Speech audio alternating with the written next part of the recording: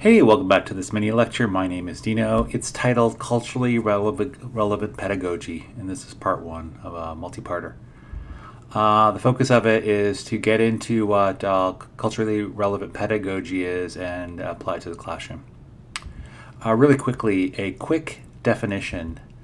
Culturally relevant pedagogy is pedagogy that empowers students to maintain cultural integrity while succeeding academically. That's from Ladson-Billings. I've been able to see her speak live, and she's great. I really like her, and I like this work. Otherwise, I wouldn't be talking about it, I guess. The focus of this video is various classroom examples, so I'll go over some that are suggested and ones that I specifically use. I'll give examples plus some pros and cons. Shall we begin? Lever stories. This is from the University of California, San Diego.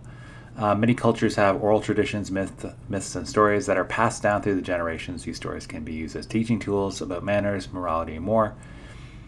Use your students' diverse cultural stories to teach valuable lessons to your classroom while also sharing some unique history of other groups. For example, if you've been in any of my classes, I do a hopefully a touching story called Cornfield, and talks a little bit about me and my family and just some things that have happened to me to sort of set up sort of a welcoming classroom environment. The positives of these types of stories is it can be compelling narratives, can communicate in universal forms because stories have, they've been told to us since we were kids in various languages and forms, and so people are very familiar with that framework. One of the potential negatives is, especially if they're very personal, and we all have limits to what we can convey. Oftentimes we have culturally bounded idioms, like expressions that are difficult for international people to understand, like international students, so you might want to watch for those. Another one is to encourage student project ideas. Turning the tables, letting students propose ideas for projects is a great way to let students play to their strengths and get creative. You want to encourage them to use their cultural heritages or backgrounds as an inspiration and support them in taking projects from concept to completion. An example is some of my courses, I have a major assessment, such as a major essay, where I let people literally do almost anything they want that's somewhat related to the course, and part of the end part of it is definitely to tie that in. And then what I do for teaching specifically is a profile of a student where, if you're a teacher, you don't have time when you practice to understand students as in depth as you might when you're a student. So while they're observing, go in, ideally interview or at least observe an adolescent, write a profile of them. One of the best ways things from this is it empowers students in scalable ways. Like, depending on how ambitious students are, it can be, like, they're not that super ambitious, you can make it quite simple, the project ideas, and make them quite simple. If they're more ambitious, you can have really high level demanding projects.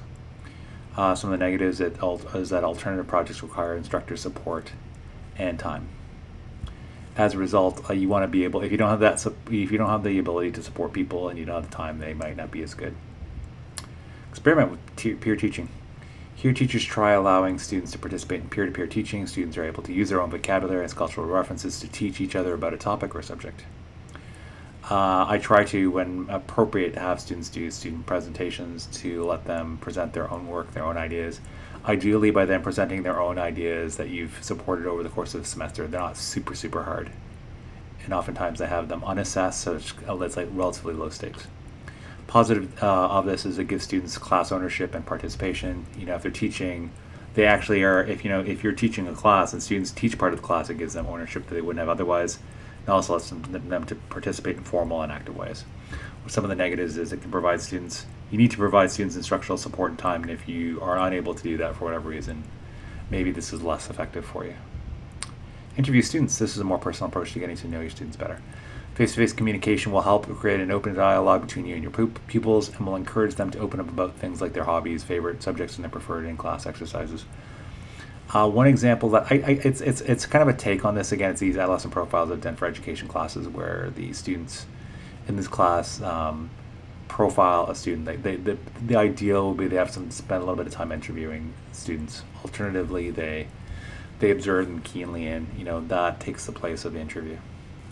It allows class members to better know one another. So if You could even have this broken out where it's the teacher interviewing students. It could alternatively be students interviewing students. One of the negatives of this is you need to encourage students to treat information with maturity and discretion. It would be an absolute tragedy if someone was talking quite openly about some of the challenges they face and someone else, completely disregarded them or used them, in a negative way afterwards. Integrate relevant world issues. I love to do this. There are many different ways to do this. Consider implementing a current events roundup into your morning meetings or classroom routine. You can also use culturally relevant terms and word problems that relate back to student interests and cultures. An example, I often in many classes, maybe to the detriment of the class overall in some ways, because the discussions can be, if they're chosen wisely and communicated well, can be really fruitful, that conversation, but you really want to make sure they're tied to the class because they can take on their own life. Basically, at the class introduction, I introduce a popular issue, usually through a short video snippet, like 1 to 3 minutes, and then that's the springboard. From this, the positives is it models class connection to the students and the world. So it shows that I'm connected to what things they're interested about, and it also helps to show that when we're in a K-12 or tertiary, like university, college environment, that can be applied to the world around them. One of the negatives of it is it diffuses class focus depending on the discipline and time. Like say if you're teaching like a hard science, like mathematics or physics, it might be hard to find content that's real world, that's relevant. Just because, again, nothing wrong with those disciplines. It's just that, looking for politics, and talking about a political issue is pretty easy because they're all around us. Other ones that are less like hot topics that lend themselves to, popular discussion are a little bit hard. And then also it takes time to do this. So you may even want to, say if you do like a university course, you might want to do them every once in a while, like every second or third week. Leave your student cultural capital. This empowers your students that come from varying backgrounds to use their voices and speak about their diverse backgrounds. For example, if you teach an English class that includes ESL students, try to find ways to include them in lessons and allow them to share experiences. One of the examples I do to do this is I have discussion posts, board posts early on that allow students to introduce themselves, and allows them to do that in a measured, careful way because they're writing it themselves. Then students can read and respond to those. Breakout rooms are ways, if you're doing them online or just in small groups in face-to-face classrooms, it allows the students to talk to one another. Also, adolescent profiles. Why a lot of people, if they don't want to interview a student that they might be teaching in a K-12 environment, it might be they could interview someone in a discipline that's educational, that's more in tune with what they're into, so it kind of helps them sort of explore their backgrounds and their interests. One of the positives is that some of the positives are that it empowers students to, again, bring their diverse interests into the class.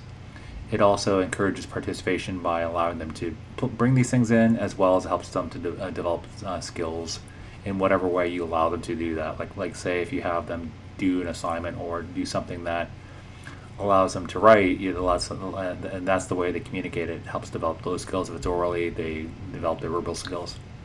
Some of the negatives, it can diffuse the class focus if you aren't careful and away from your main subject matter, and also obviously takes time. That was Culturally Relevant Pedagogy Part 1. Thanks for watching. My name is Dino. Please feel free to like this video. Please feel free to comment. Did you like any of those strategies? Were they useful to you? Do you think that you might explore some of them? Are there ones that were not included in this list and discussion that you might like? And finally, please feel free to subscribe to this channel if you like this content or similar types of content. As always, thanks for watching. Take care.